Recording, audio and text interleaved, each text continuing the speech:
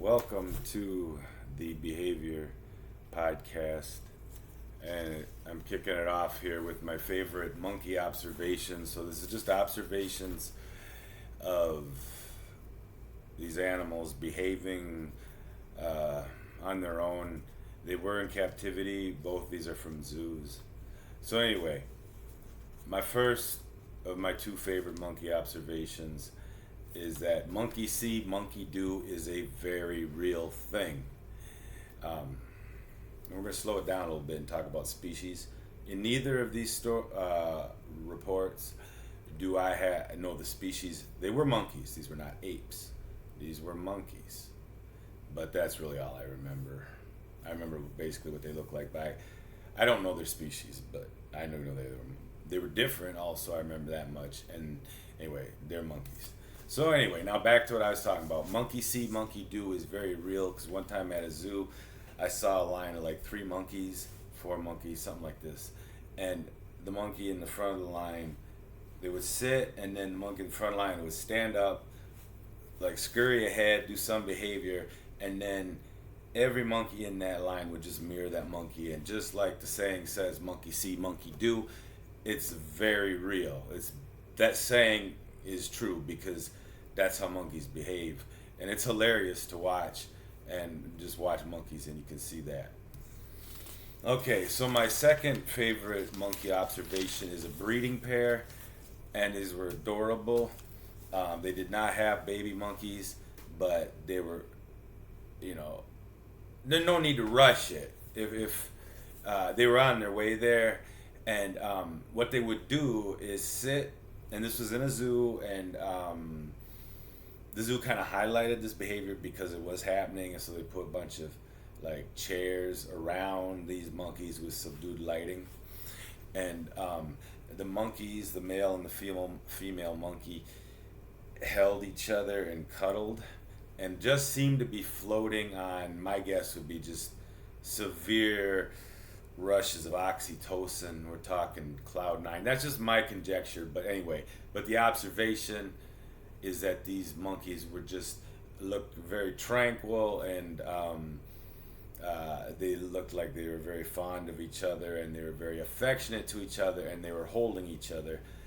And they would do this for quite a while, a couple minutes or longer, and then they would get agitated with each other and go ah, and then they would go apart from each other and jump around and make mean faces and like biting, yippity, yelling, arguing monkey noises at each other, and that lasted like 10 seconds or less, and then like they would make up instantly, and they would go right back together cuddling, and they would go another like long time, 10 minutes, whatever, something like this, and then they would do that again, and that's just what they did. That was amazing and captivating. So those are my two favorite monkey observations. Both monkeys in captivity, but they was doing their monkey things.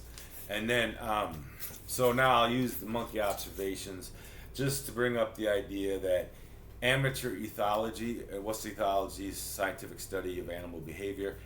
So amateur ethology is incredibly cheap. A lot of zoos will let you in for free, and then you can just watch the animals and see how they behave, and then you'll become familiar, or learn. It's a great way to start, or it's a great thing to do, and it's incredibly cheap. It's available because you could watch squirrels. There's plenty of resources online for watching animals do their thing, so it's available. The observation opportunities are there. Depending specifically on your situation, it could be immense, and it's a rewarding activity.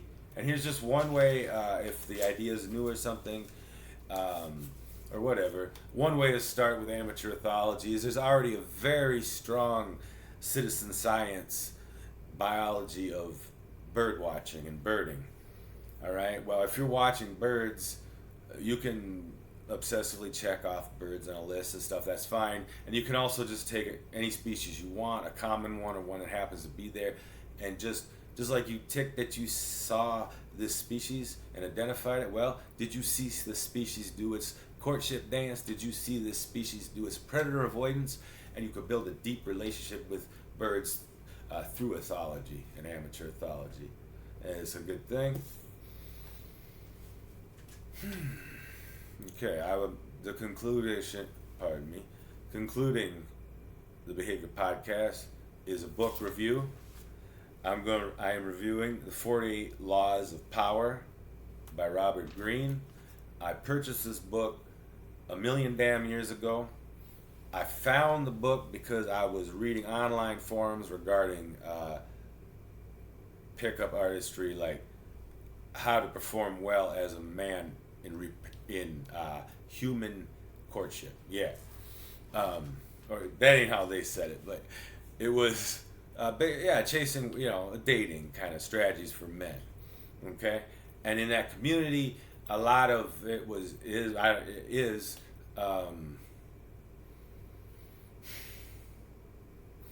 mental game, where to get your head at, how to understand the world so that you can act effectively in it and stuff. And so I got exposed to just people found value or were bringing up and discussing this book, 48 Laws of Power. I went and purchased it, and I started reading it.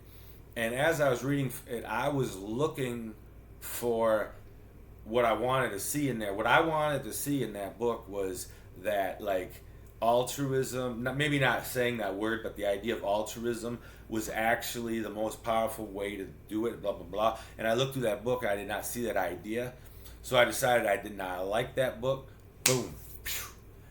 Brought it back to the bookstore. Boom. And that was my experience with it. And that's part one review. If, I do read the book, maybe that's part two review with a different perspective of having read it versus scanning it for the information that I agreed with and did not find it, then passed on. Have a good rest of your day. Goodbye.